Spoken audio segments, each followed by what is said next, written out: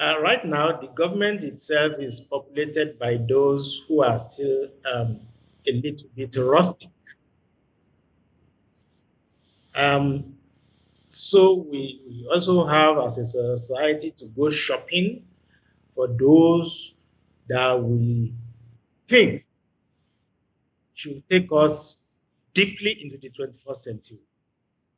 There are too many things repressing us in the 20th century and even still casting a glance back at the 19th century and 20th century. I'm a historian. I know the vestiges of these centuries, the 19th, the 20th, that are yet to go away and are still being used to repress society and the younger generation. But what we are trying to say is that if we are going to continue to leverage on the values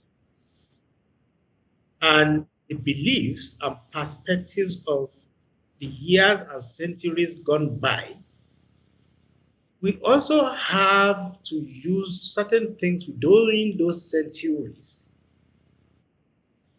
to tutor the younger generation on how to move into the 21st century with an eye on digitization and your mind on the values and ideals of centuries gone past. China has done it. China has done it with Confucianism. Confucianism, with its ideals, with its values, is now a very potent tool in the hands of the Chinese, even though they had abandoned it before to try to modernize. But they then discovered that in modernizing, they still needed the values of Confucius. So the same thing with us in Africa.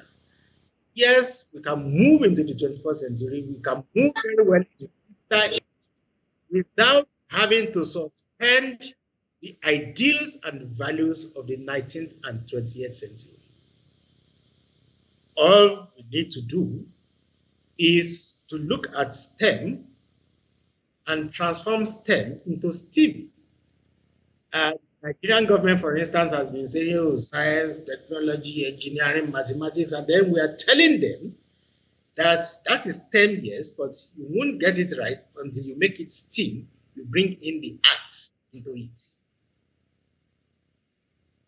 When you bring the arts into it, you begin to tutor the children what they are all about, where they are headed, and how they can help their people to understand what these things are all about.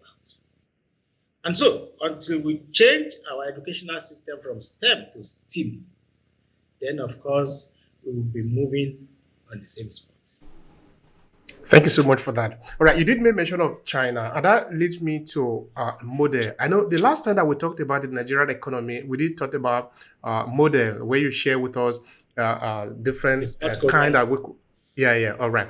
Now, looking at the digital economy today, again, is there a model that we can look into? I'm not saying we are going to copy that model, but we are going to learn from it and build on our own.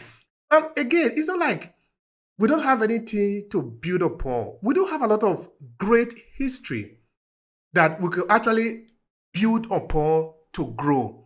But we have abandoned everything because, like you said, we are product of our history. And the history like we have it in the past few centuries have really been ringed against us and sometimes by us. So we are going to suffer the consequence of that. And maybe when we suffer enough, then we are going to rewrite the history again. So, but let's leave that apart now. The model. Are there some model out there that we can look into and say, okay, this one look like what we might be interested in, that we can study and sort of replicate or build upon that will work for us in Nigeria or in some other African countries? Well, unfortunately, the leadership structure and processes have tried to ape the West in everything we do. But of course, that has always brought us to a sorry pass. There are better models in the world based on our experiences, our culture, our values, our orientation that we could leverage on to also begin to recalibrate, because that's what we need, recalibrate our existence, our economy, our society to say, okay, yes, we have these things, only we have abandoned them. How do you marry tradition and modernity to form what should take us out of this uh, inactivity or inaction or this slow progress? Well, for those of us who teach history, we have seen that, like I said, China has gone back to its traditional values. India is using its values. South Korea is using its values. Even Japan. So if we are serious about aligning our tradition with these modern structures and processes, then of course we need to understand how those countries did it, especially Japan. You know, there was a time, yes, Japan also depended a lot on Western processes, but at the end of the day, it only did that to try to copy, and now they have copied. Everything is being taught in Japanese language. Everything is produced in Japanese concepts, you know, and so who says we can't do it? But you must have a government that is ready to create a new set of people who will go out there.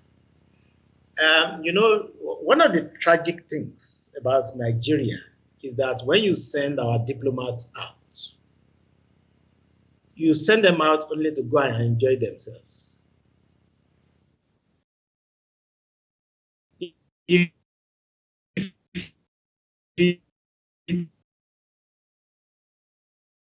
um, our diplomats must be given a different mandate. And that mandate is, this is where we are headed in the next 50 years.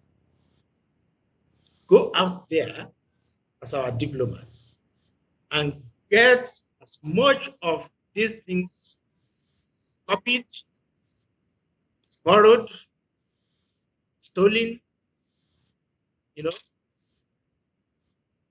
let's get it done. But I am not aware, maybe they are doing it, but I am not aware of any of our diplomats uh, being chartered to go after some of these. Once Chinese go,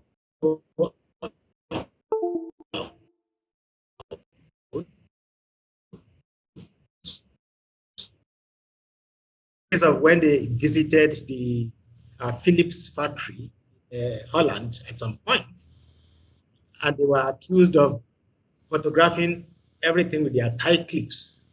You know, that became a problem. That became a diplomatic problem. Of course, China knew what it wants.